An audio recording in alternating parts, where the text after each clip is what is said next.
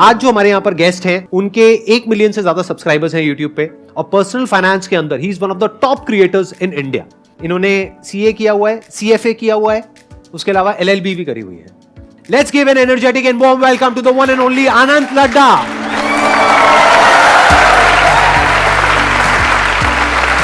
आइए, अरे अरे चलो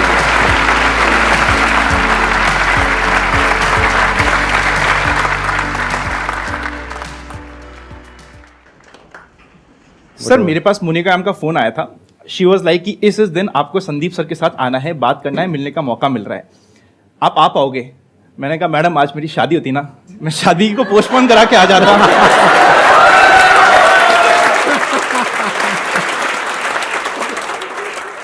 इनका जो एक्सपीरियंस है, इनकी जो अंडरस्टैंडिंग है वो नेक्स्ट लेवल है। अभी जैसे जैसे ये सेशन आगे बढ़ेगा आपको समझ आएगा कि ये कितने सिंपल तरीके से कॉम्प्लेक्स चीजों को समझाएंगे आप लोगों को।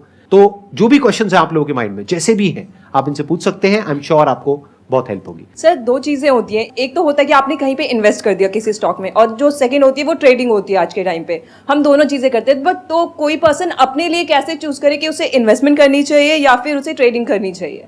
जब इन्वेस्टमेंट की बात करते हैं तो मुझे पर्सनली म्यूचुअल फंड और इंडेक्स फंड का रूट ज्यादा पसंद आता है, क्योंकि वहां पे आपने एक प्रोफेशनल फंड मैनेजर को पैसा दे दिया कि भाई मुझसे तू थोड़ा सा पैसा ले ले, पर मेरे ढंग से मैनेज कर लेना, क्योंकि मेरा इस चीज में प्रोफेशनलिज्म नहीं है। इन्वेस्टमेंट की बात करें, मुझे इंडेक्स फंड, म्यूचुअल फंड्स बहुत पसंद है। ट्रेडिंग क्या होती है, आपने किसी शेयर को लिया, हो सकता है उसका टाइम 3 वीक का हो, 3 महीने का हो, या फिर 3 साल का हो। अभी 3 वीक, 3 महीने, 3 साल में कैसे डिफरेंस? अगर आप शॉर्ट टर्म ट्रेड करते हैं, स्विंग ट्रेड करते हैं, उससे हम कहते हैं आपने एक शेयर को बाय किया है एक पर्टिकुलर स्विंग को कैप्चर करने के लिए। स्विंग क्या हुआ, यहां से स्टॉक चलना स्टार्ट हुआ, सिर्फ इस स्विंग को मैं कैप्चर करने की कोशिश कर रहा हूं। वहां पे आप होल्ड करोगे मे बी कुछ हफ्तों से लेके कुछ दिनों तक। सेकंड होता है पोजिशनल। पोजिशनल ये हो गया कि आपने एक पोजीशन बनाई है, एक कंप्लीट मार्केट ट्रेंड को यूज करना चाहते हो आप। आपका टाइम होराइजन यहां पे हो जाता है मे बी 1 महीना, 2 महीना, 3 महीने के आसपास, मैक्सिमम 6 महीने तक आप कह सकते हो कि आपने पोजिशनली उस स्टॉक में एक पोजीशन बनाई है। लास्ट और सबसे डेंजरस स्टाइल होती है इंट्राडे, कि आज बाय किया आज ही सेल करना है मुझे।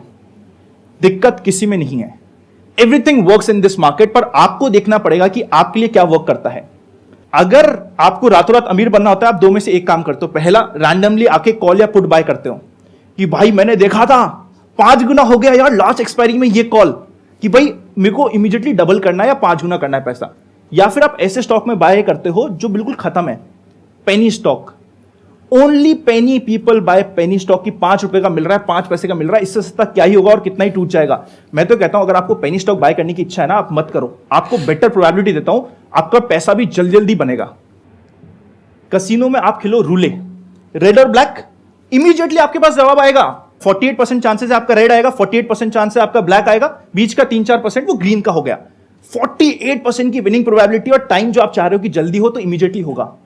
पर stock market is serious business, इसको सट्टा बाजार मत बनाओ। यहां पे अगर आप पेनी स्टॉक बाय करते हो, आपकी विनिंग की क्या प्रोबेबिलिटी है? 1%, 2%, 3%, कि आप एकदम ही भगवान के बंदे हो गए, भगवान ने आपके ऊपर आशीर्वाद रखा है, 4% मान लो। यहां पे मैंने आपको डबल पैसा करने का 1 सेकंड में ऑप्शन दिया है 48% प्रोबेबिलिटी के साथ। तो ये ना सीरियस बिजनेस है, इसको सट्टा बाजार मत बनाना।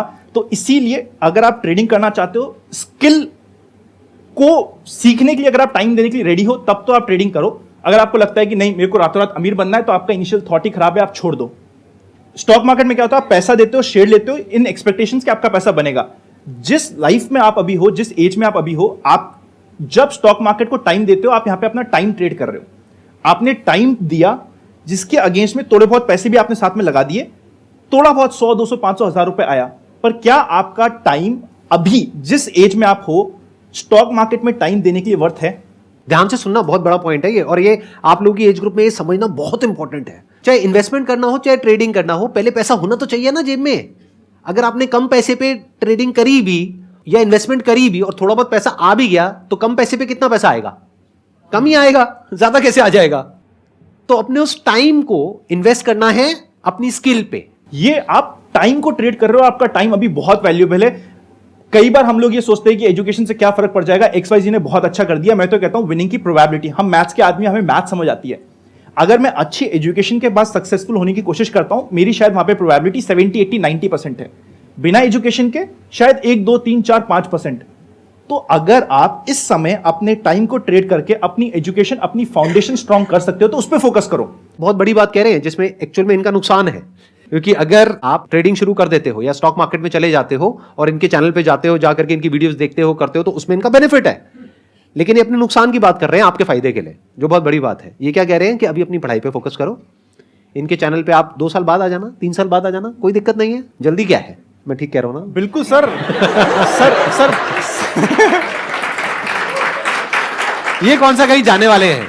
ये भी यही है, मैं भी यही हूं, आप भी यही हो, आप भी यही है, मार्केट भी इनका वेट कर रहा है। अच्छा, इसको ना इस तरीके से देखते हैं कि एक हो सकता है कि हमको क्या करना चाहिए स्टॉक मार्केट में या इन्वेस्टमेंट में या इन सब चीजों में, क्या करना चाहिए, उसके ऊपर मेरे कई सारे सेशंस हैं। ऐसा क्या है जो हमको नहीं करना चाहिए, यानी कि इस एज ग्रुप में ऐसी क्या गलतियां हैं, 20s का एज ग्रुप है यहां पर, तो ऐसी क्या गलतियां हैं जो ये लोग करने वाले हैं, जो अगर आप पहले इनको अलर्ट कर सकें based upon your experience and understanding कि ये गलतियां हैं, ये तो कभी मत करना। जैसे आज हमने एक चीज सीखी कि अपनी एजुकेशन पे कॉम्प्रोमाइज नहीं करना है, क्योंकि एजुकेशन की जो ROI है, रिटर्न ऑन इन्वेस्टमेंट, वो बहुत ज्यादा है। अगर आप अच्छे से एजुकेशन लेते हो तो वहां से आप बहुत पैसा कमा सकते हो, और फिर जब बहुत पैसा कमाओगे तो उस पैसे में से जो एक्सेस पैसा होगा उसको आप इन्वेस्ट भी कर सकते हो, तो वो पैसा भी बहुत होगा, तो वहां से जो इन्वेस्टमेंट से पैसा आएगा वो भी बहुत होगा। तो ओवरऑल जो साइकिल बनेगी वो बहुत इंटरेस्टिंग होगी। करना क्या है, 2-3 साल का पेशेंस रखना है, पहले अपनी एजुकेशन को कंप्लीट करना है, बाद में स्टॉक मार्केट में आना है।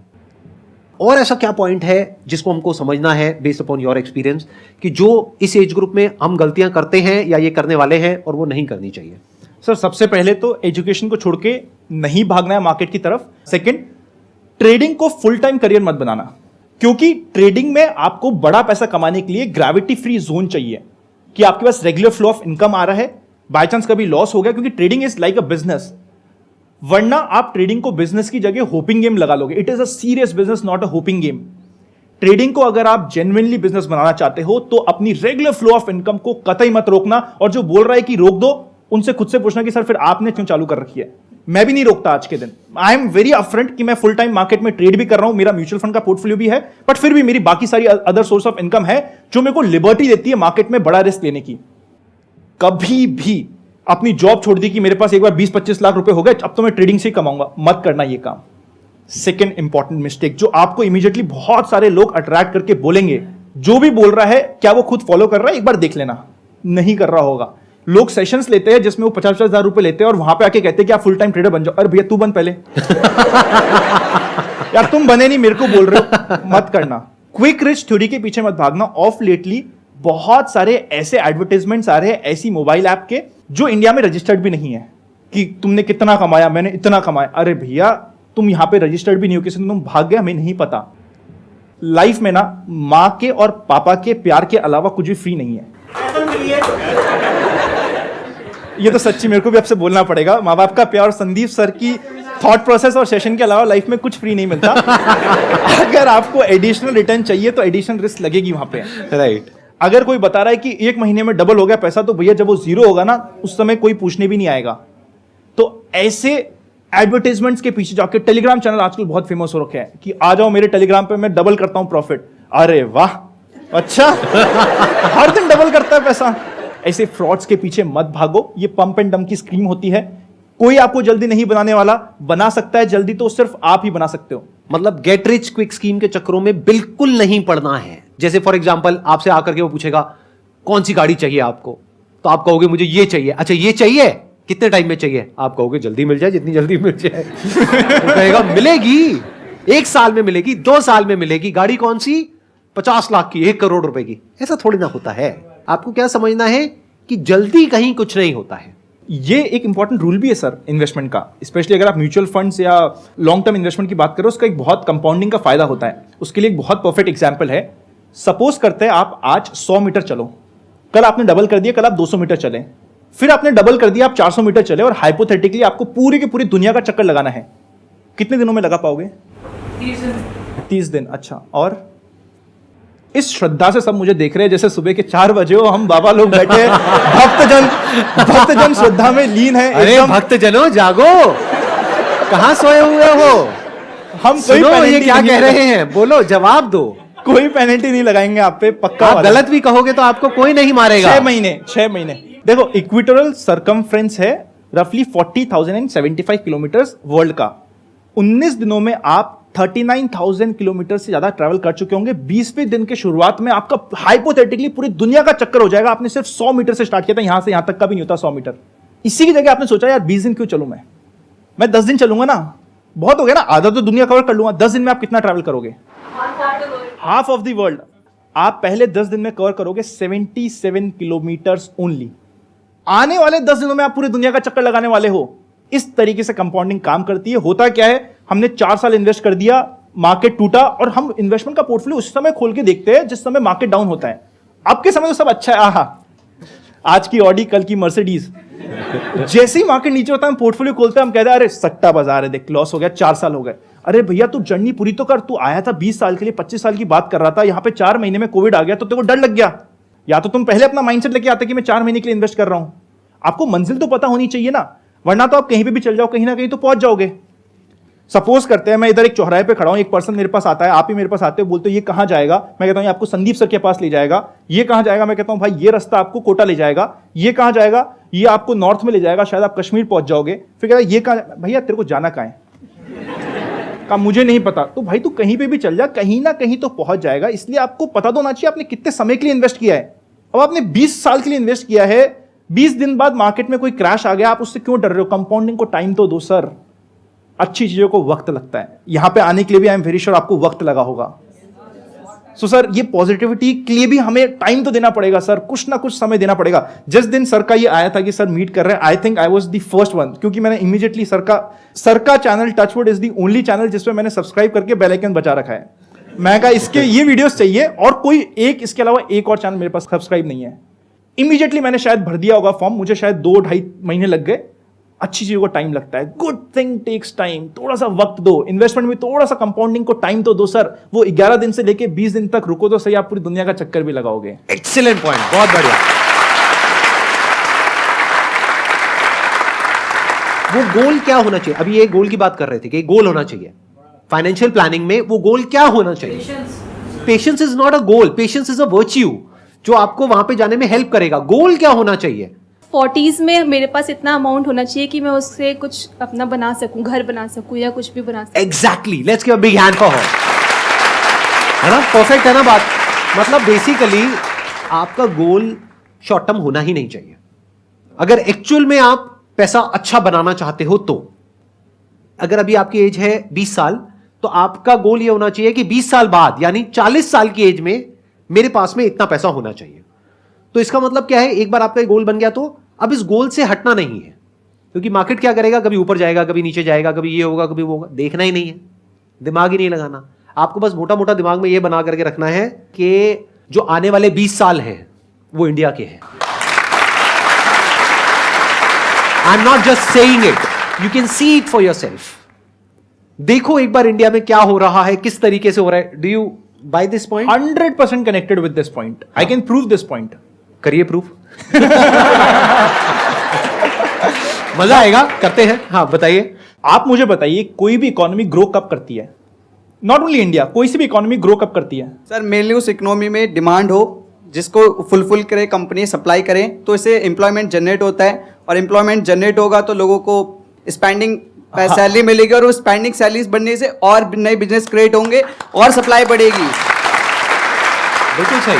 स्पेंडिंग पावर जो सबसे मेन वर्ड था, खर्चा, क्योंकि किसी का खर्चा किसी की इनकम होती है, नॉर्मल अकाउंट से। अब हमें यह सोचना है कि क्या इंडिया में खर्चा होगा। उसके लिए क्या करते हैं, सपोज करते हैं ये एक बड़ा सा हॉल है, हमारे यहाँ पे 100-150 लोग बैठे हैं। अभी तो यहाँ पे सारे यंग है, बट फिर भी आप घर पे आके एक्सरसाइज करेगा। घर को 2 पार्ट में डिवाइड कर दीजिएगा। एक तरफ ऐसे लोग रखिए जिनकी एज 30 से ज्यादा है, दूसरी तरफ ऐसे लोग रखिए जिनकी एज 30 से कम है। आप अपने दिल पे हाथ रख के बताइएगा, मोर ऑफन देन नॉट, कुछ एक्सेप्शन हो सकते हैं, कौन ज्यादा सक्सेसफुल है, किसके पास ज्यादा पैसा है, कौन लाइफ में ज्यादा सेटल्ड है। 30+। महंगा फोन किसके पास है? बिलो 30। इंडिया में 40 करोड़ लोग ऐसे हैं जिनकी एज 20 से कम है। बच्चे खर्चा करते हैं। जब हम गोल भी बनाते हैं, बच्चे की एजुकेशन, बच्चे की मैरिज, बच्चे के लिए मेरे को ये घर बनाना है, बच्चे के अराउंड हमारे बहुत एक्सपेंडिचर होते हैं। आपने खुद ने प्रूव किया कि महंगा फोन 30 की एज के कम है। India is one of the youngest nation in the world. खर्चा सोचो कितना होगा। जब खर्चा होगा, किसी की इनकम बढ़ेगी, ऑब्वियसली इकोनॉमी बढ़ेगी। आप खुद मुझे बताओ, क्या आप आज से 10 साल बाद ज्यादा सक्सेसफुल हो गए, नहीं होगे? क्या आज से 10 साल बाद ज्यादा, आज जितना आप खर्चा कर रहे हो उससे ज्यादा खर्चा करोगे, नहीं करोगे? तो अगर आप खर्चा करोगे तो क्या कंपनीज ग्रो नहीं करेगी? तो आंसर आपके पास है। कोई वजह ही नहीं है कि ग्रोथ क्यों नहीं होगी अगले 20 साल में। जो भी चाहिए होता है ग्रोथ के लिए, एक बेसिक इंफ्रास्ट्रक्चर चाहिए होता है, इंटरनेट चाहिए होता है, एक यंग पॉपुलेशन चाहिए होती है, स्पेंडिंग पावर चाहिए होती है, अर्निंग पावर चाहिए होती है, वो सब आज हमारे पास में है और वो और इंप्रूव होता चला जा रहा है विद टाइम। पिछले कुछ टाइम में देखो कितनी यूनिकॉर्न्स बनी है। कंपाउंडिंग चल रही है सर, वहां पे भी लग रहा है। वहां पे भी कंपाउंडिंग चल रही है। हर कुछ दिन बाद देखो एक नई यूनिकॉर्न खड़ी हो जाती है। यूनिकॉर्न का मतलब सब लोग समझते हैं ना, मतलब एक ऐसी कंपनी जिसकी वैल्यूएशन है $1 billion, close to around 8,000 crore. ऐसी बहुत सारी कंपनीज हो गई हैं इंडिया में। तो अगर आप देखोगे, ध्यान से समझने की कोशिश करोगे, आने वाले जो 20 साल हैं वो इंडिया के हैं। तो इंडिया में फॉरेन इन्फ्लोज भी बढ़ने वाले हैं। तो अगर आज आपने प्रॉपर्ली इन्वेस्ट नहीं किया तो आप इस अपॉर्चुनिटी को मिस कर दोगे। 20 साल बाद बैठ करके रो रहे होगे। अब दूसरा पॉइंट आता है कि अगर आपको यह बात समझ आ रही है तो अपना गोल बनाओ 20 साल बाद का। मेरे से अगर पूछोगे मेरा गोल क्या है, वो है 20 साल कि अगर आज मैंने म्यूचुअल फंड में पैसा लगाया है, इंडेक्स फंड में लगाया है, मैंने डायरेक्टली स्टॉक्स में नहीं लगाया है, ना मैं ट्रेडिंग करता हूं, ना मैं स्टॉक्स में डायरेक्टली इन्वेस्ट करता हूं, या तो म्यूचुअल फंड्स के थ्रू करता हूं या इंडेक्स फंड के थ्रू करता हूं। तो मैंने जो अपना गोल बनाया हुआ है that is absolutely clear in my mind 20 साल। लॉन्ग टर्म में क्या होता है कि जो लॉस होता है ना या प्रॉफिट होता है वो परसीव्ड होता है, एक्चुअल नहीं होता है। दोनों में बड़ा फर्क है। ट्रेडिंग में क्या हो रहा है, आप शॉर्ट टर्म में कर रहे हो काम, तो 100 रुपए का 90 रुपए रह गया तो वो परसीव लॉस नहीं है, क्योंकि आपने लिया ही शॉर्ट टर्म के लिए था। आपने सोच करके लिया था कि मैं 1 महीने के लिए ले रहा हूं, तो 1 महीने के अंदर अगर वो 90 रुपए टच कर गया तो आपको बेचना है, ये रूल है आपका। नहीं तो वो 10 रुपए भी रह सकता है। बट लॉन्ग टर्म में क्या होता है कि जब आपने अपना एक गोल बना लिया, जो अभी थोड़ी देर पहले हमने बात करी थी कि अपना एक 20 साल का आपने गोल बना लिया। मानो मैंने अपना एक गोल बना लिया 20 साल का, मेरा मान लो 1 लाख का पोर्टफोलियो है, उसमें से 50,000 रुपए मैंने लगा दिया म्यूचुअल फंड में, 50,000 मैंने लगा दिया इंडेक्स फंड में। अब हुआ क्या, 5 साल बाद मार्केट क्रैश कर गया। हर 5-10 साल में एक बार एक बड़ा क्रैश आता ही आता है। मान लो आधे से क्रैश कर गया, तो क्या मुझे 50,000 का लॉस हो गया? लगाओ दिमाग। लॉस तब हुआ अगर मैंने वो लॉस बुक किया, यानी मैंने बेच दिया तो, मैं बाहर निकल गया तो। नहीं तो वो परसीव्ड लॉस है, वो किताबों में दिख रहा है, एक्चुअल में नहीं है, क्योंकि मार्केट फिर 1-2 साल बाद वापस से ऊपर आएगा। और हर बार जब नीचे के बाद में ऊपर आता है तो पुराने हाई को तोड़ देता है। जैसे कोविड के टाइम पे जो पीक थी सेंसेक्स की, I think that was around 40-45,000 के आसपास में, और एक बार को मार्केट नीचे गया 26,000 तक भी गया था। अभी जो नई पीक बनाई है वो 62,000 के आसपास है। तो अगर कोविड के टाइम पे क्रैश हुआ मार्केट और आपने बेच दिया तो वो एक्चुअल लॉस हो गया आपका। बट अगर आपने होल्ड करके रखा, क्योंकि आपका मोटिव शॉर्ट टर्म है ही नहीं, आपका मोटिव 20 साल का है, तो लॉस कहां हुआ? लॉन्ग टर्म में तो आप 20 साल के लिए आराम से बैठे हो, आपको क्लियर नजर आ रहा है कि 20 साल में आगे ग्रोथ आनी ही आनी है, तो 20 साल में ये होगा, बस खत्म। तो 20 साल तक देखना नहीं है क्या ऊपर जा रहा है क्या नीचे जा रहा है। बिल्कुल ऐसा है जैसे किसी घर में आप रह रहे हो, आपने वो खरीदा घर मानो 50 लाख रुपए का। अब आपने डीलर से जाकर के पूछा, हाँ भाई कितने का है? उसने कहा 30 लाख रुपए का। तो क्या करोगे, घर बेच दोगे? क्या करोगे? रहोगे ना उसी घर में 2-4 साल, 5 साल, 10 साल, फिर वापस वो 1 करोड़ का हो गया तो क्या करोगे, बेच दोगे? बट मान लो आपकी एक विजन है, एक गोल है कि इस घर में मुझे इतने साल ही रहना है, मानो 20 साल तक रहना है, क्योंकि ये 3 BHK है जब तक कि आपके 2 बच्चे हैं। बट मान लो आपके बच्चे हो जाते हैं 20, तो अब आपको बड़ा घर चाहिए ना। हंस क्यों रहे हो? 20 ज्यादा हो गया क्या? कोशिश करो, सब होगा। एवरीथिंग इज पॉसिबल, आसान है।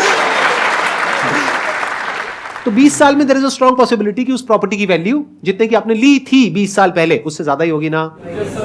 तो इसलिए गोल सेटिंग बहुत इंपॉर्टेंट है इन्वेस्टिंग में।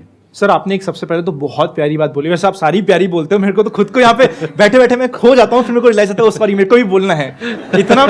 अभी तक सर आप मानेंगे नहीं सर, 1 साल पहले भी 1 साल नहीं 1.5 साल पहले तक भी मैं अप्लाई कर रहा था कि मैं वहाँ पे आ जाऊँ, नहीं आ पा रहा था बिकॉज मैं कोटा में रहता था। अब मुझे बाद में रियलाइज हुआ कि आप वो फिल्टर में हटा देते हो कि हम कोटा वालों को नहीं आने देंगे, सॉफ्टवेयर में नहीं आता है, सॉफ्टवेयर में हटा देते हैं। इनफैक्ट यहाँ पे कुछ लोग आए होंगे कोटा से, कोई आया है दिल्ली के बाहर से? कितने लोग आए हैं?